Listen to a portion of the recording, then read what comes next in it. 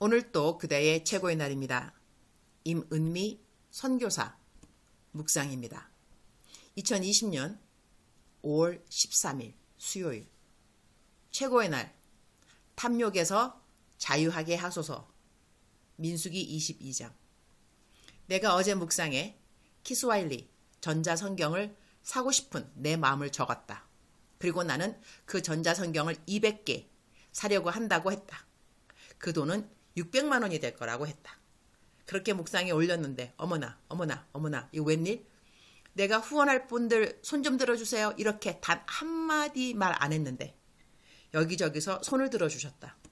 어떤 분은 고등학교 2학년 아들이 음악 컨테스트에서 받은 장학금 전체를 보내주셨고, 어느 분은 자기에게 남아있는 마지막 돈이라고 보내주셨고, 어느 분은 간밤에 계속 내가 헌금이 필요할 거라는 마음을 주님이 주셔서 일단 헌금을 보냈더니 내 묵상에 전자성경 구입의 필요를 올려서 그래서 주님이 이렇게 말한 분도 있으시고, 이런 분 저런 분들의 헌금 보내는 내용들이 하나같이 신기한 감동이었다.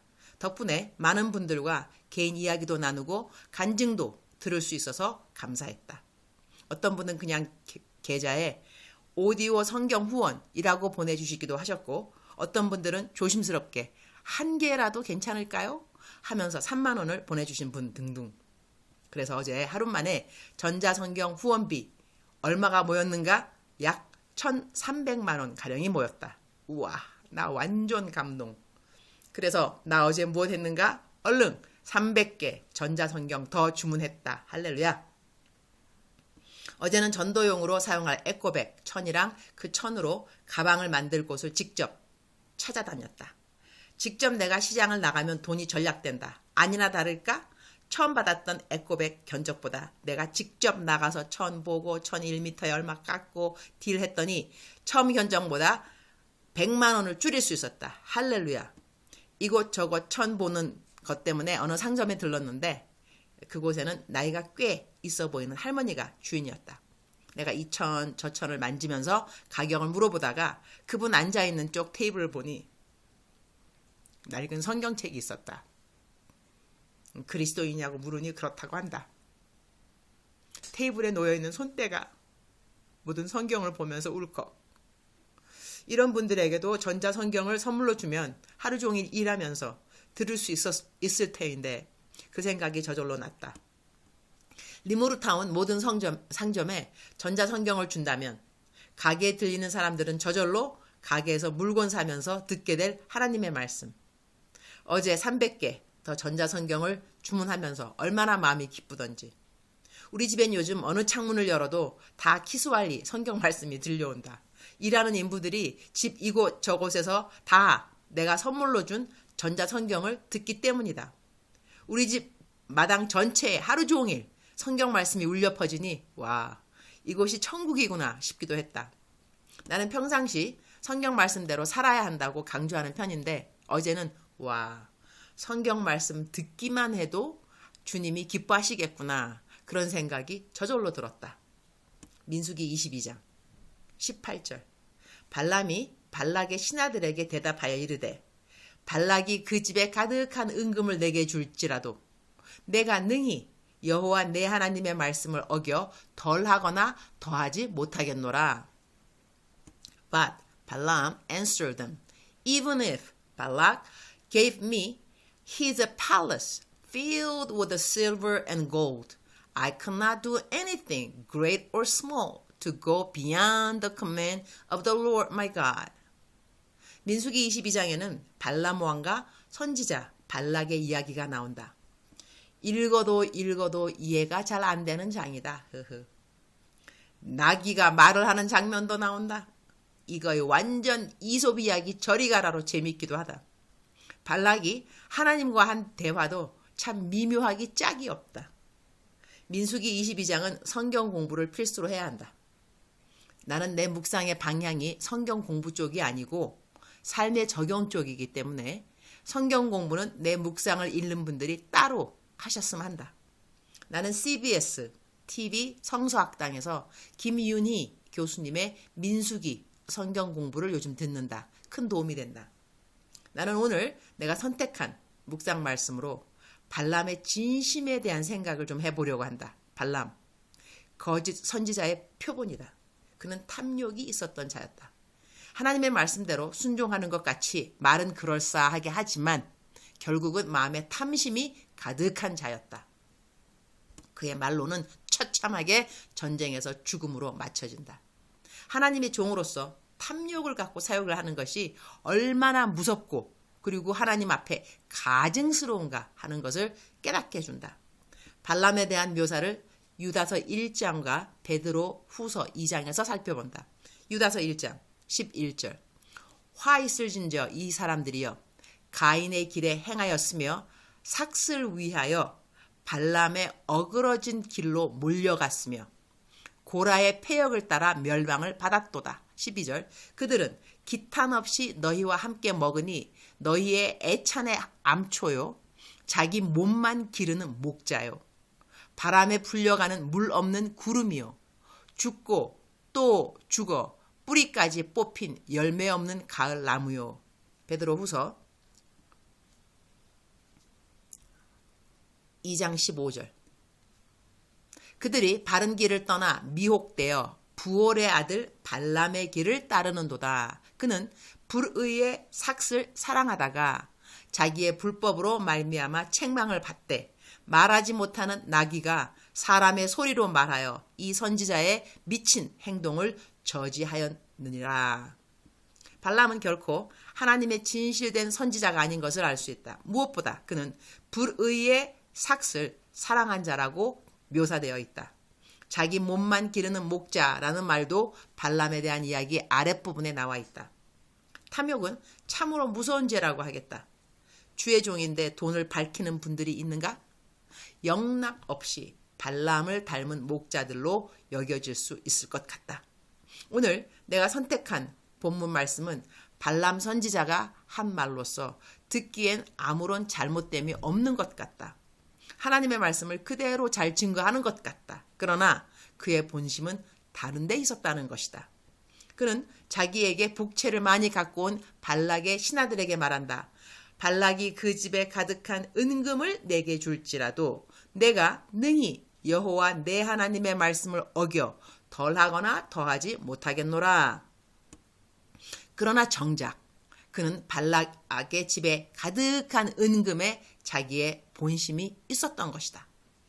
내가 신학교 다닐 때 어느 교수님이 하신 말씀이 기억난다. 목회를 잘 하려면 딱 3가지만 조심하면 됩니다. 돈, 명예, 여자, 즉슨 이성. 이 3가지 넘어지지 않으면 목회 잘 하는 것입니다. 탐욕을 영어로 greed라고 표현했다. 다시 말하면 욕심이라는 것이다. 목회자는 돈에 대한 욕심이 일단 없어야 할 것 같다. 나는 내게 있는 돈을 다른 사람들에게 많이 주는 편인데 남에게 주는 돈이 아깝지 않은 사람이 있을까? 돈 버는 것이 쉬운 사람이 있는가? 난 돈 버는 거 힘들다고 생각한다. 힘들게 내가 번 돈을 남을 준다는 것이 그러니 쉬운 일은 아니라는 것이다. 조금 썰렁 할 수 있는 이야기인데 나 가끔 이런 생각을 한 적이 있다. 내가 어디 가서 강사로 설교나 세미나를 인도하면 보통 30만 원에서 50만 원 강사비를 받는다. 한국에 있을 때 이야기다. 설교 시간은 보통 1시간이다. 세상 말로 하자면 나는 1시간 일을 하고 30만 원 벌었다는 이야기가 된다. 그러나 1시간 강의나 설교하기 위하여 내가 가는 이동 시간이 있다. 부산에서 설교를 한다면 나는 KTX를 타고 간다. 가고 오는데 걸리는 시간은 거의 7시간이 된다. 그러면 하루 8시간에서 9시간 내내 사역해서 벌은 돈이 30만 원이나 50만 원이라 하자. 그런데 나는 설교하고 오는 길에 내가 받은 강사비를 고스란히 누구의 계좌로 넣어줄 때가 허다하다. 그런데 그렇게 내 강사비를 누구에게 주었는데 받은 사람이 아주 간단하게 문자로 네, 감사해요. 이렇게 답이 오면 속으로 이런 생각한다. 키야, 내가 이 돈을 버는데 몇 시간이 걸렸는데 이 사람은 이렇게 딱 한마디로 감사해요? 이렇게만 말을 하지. 조금은 더 길게 감사 표현은 해도 될 것 같은데? 이런 생각. 이런 것은 생각만 해야지 글로 적으면 좀 썰렁하죠. 그런 섭섭한 생각이 들을 때가 있어도 내가 남들을 재정으로 도와주는 일을 멈추지 않는 이유가 있다.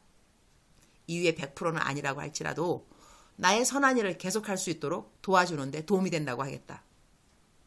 우리가 어떤 병에 걸렸는가 안 걸렸는가 알아보려면 검사비를 내야 한다. 내가 혹시 암이 걸렸나 알아보려면 병원 가서 검사한다니까요. 내가 탐욕이라는 병에 걸렸는가 안 걸렸는가 알아보려면 검사비가 필요한 것이다. 내게 있어서 때로는 그 검사비가 바로 남들을 도와주는 재정이다. 도와주는 재정을 아까워하지 않으면 나 탐욕이라는 나쁜 병에 걸리지 않았구나. 검사 결과를 받은 것이다 라고 생각한다.